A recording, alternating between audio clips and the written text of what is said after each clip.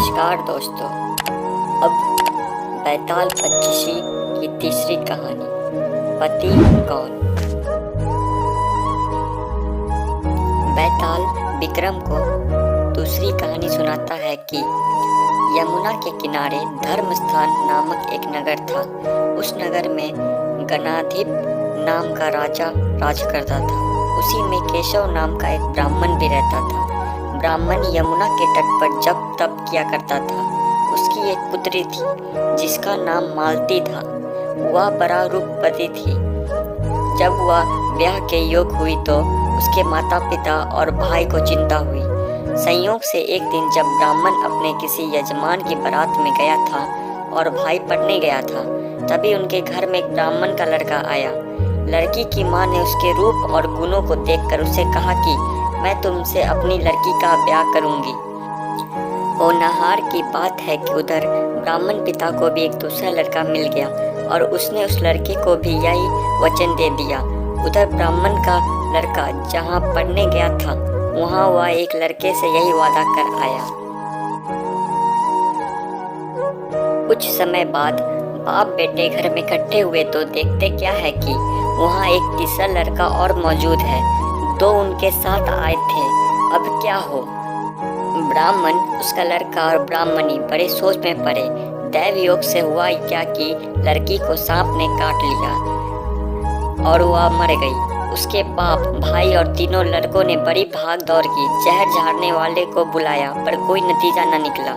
सब अपनी अपनी करके चले गए। दुखी होकर वे उस लड़की को शमशान में ले गए और क्रियाकर्म कर आए। तीनों लड़कों में से एक ने तो उसकी हड्डियां चुन ली और फकीर बनकर जंगल में चला गया। दूसरे ने राख की गठरी बांधी और वहीं झोपड़ी डालकर रहने लगा। तीसरा योगी होकर देश देश घूमने लगा। एक दिन की बात है, वह तीसरा लड़का घूमते घूमते किसी नगर में पहुंचा और एक ब्राह्मणी के घर भोजन करने बैठा। जैसे उस घर की ब्राह्मणी भोजन परोसने आई कि उसके छोटे लड़के ने उसका आंचल पकड़ लिया। ब्राह्मणी से अपना आंचल छुड़ाता नहीं था। ब्राह्मणी को बड़ा गुस्सा आया। उसने अपने लड़के को झिड़का, मारा पीटा, फिर भी वह न माना तो ब्राह्मणी ने उसे उठाकर जलते चूल्हे में पटक दिया। लड़का जलकर राख हो गया। ब्राह्मण बिना भोजन किए ही उठ खड़ा हुआ। घर वालों ने बहुत कहा पर वह भोजन करने के लिए राजी ना हुआ।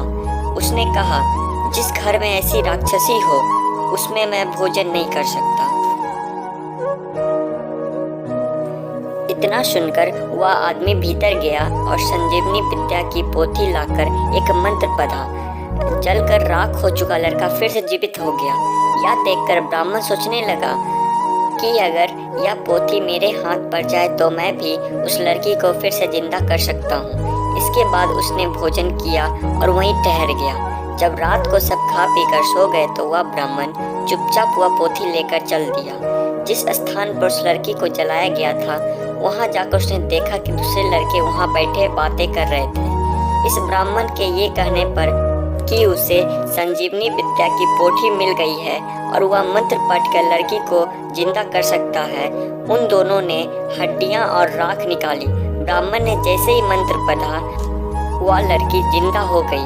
अब तीनों उसके पीछे आपस में झगड़ने लगे।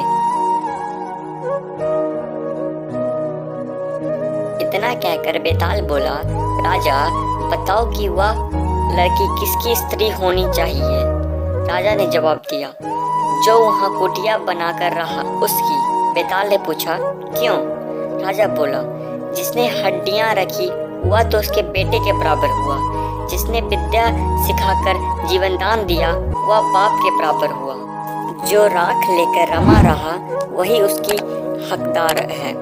राजा का यह जवाब सुनकर बैताल फिर पैर पर जा लटका। राजा को फिर लौटना पड़ा और जब वह उसे लेकर चला तो बैताल ने तीसरी कहानी सुनाई। शुक्रिया दोस्तों यहाँ तक सुनने के लिए। अब आगे की कहानी अगले वीडियो में। तब तक के लिए अलविदा।